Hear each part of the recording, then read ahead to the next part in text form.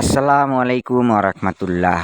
কেমন আছেন প্রিয় বন্ধুরা? আশা করি সবাই ভালো আছেন, সুস্থ আছেন। দোয়া করি আল্লাহ পাক সবাইকে ভালো রাখুক, সুস্থ রাখুক, সকল বিপদ আপদ থেকে হেফাজত রাখুক।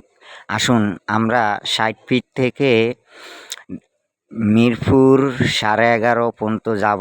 যেতে যেতে চলুন আমরা কিছু কথা বলি, কথাগুলো সবাই শুনি, ভিডিওটা কন্টিনিউ করি। এভাবে আমরা সবাই সবার পাশে থেকে এগিয়ে যাব, সবাই সবাইকে ভালোবেসে। কেউ কারো সাথে হিংসা অহংকার করব না ইনশাআল্লাহ। তো ওই যে কথায় আছে যে জীবন চলার পথ সহজ নয়, এটাকে সহজ করে নিতে হয়।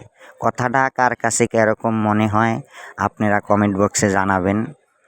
তো আমার মনে হয় নিজের জীবনটাকে নিজেরা সহজ করে নিতে হবে, এটাই বাস্তবতা। যেমন আমরা সর্বপ্রথম আমাদের জীবনকে সহজ করে নিতে হলে আমাদের রাগকে কন্ট্রোল করতে হবে। যে কোনো কেউর সাথে যদি আমরা লাগি, হয়তো বা আমার সাথে ইচ্ছা করে লাগে, তাহলে ওখানে আমরা নিজের রাগকে নিয়ন্ত্রণ রেখে ওটাকে সমাধান দিতে হবে ঠান্ডা মাথায়।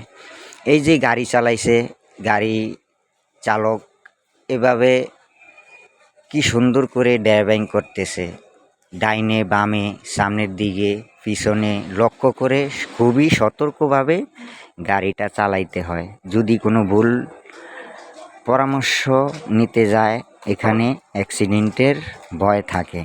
তো এভাবে আমরা নিজের জীবনটাকেও এভাবে ভুল পথে নেওয়া যাবে না, সঠিকভাবে চালিয়ে নিতে হবে, এটাই কিন্তু বাস্তবতা।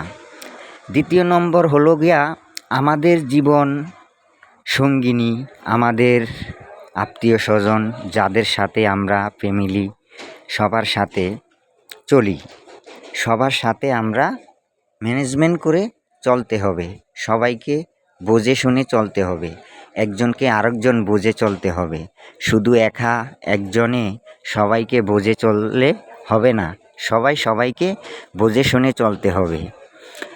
আমাদের সংসার প্রতি সবারই ঝরগা কাবিস হয়ে থাকে।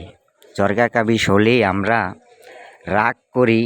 এই রাগটাকে যদি আমরা নিয়ন্ত্রণে রাখি, যেমন আজকে আমাদের সংসারে ঝরগা লেগেছে, আমি যদি ঘর থেকে বের হয়ে আসি, তাহলে উনি একা একা ঘরে বকবক করবে, আমি কানে শুনবো না আর প্রতি উত্তরও করব না। আর যদি দুইজনে মিলে একজনের কথার প্রতি উত্তর একজনে করি, তাহলে ওখানে কি ঝরগার সৃষ্টি বাড়ে। দেখেন, এভাবে আমরা জীবন চলার পথটা সহজ করে নিতে হবে।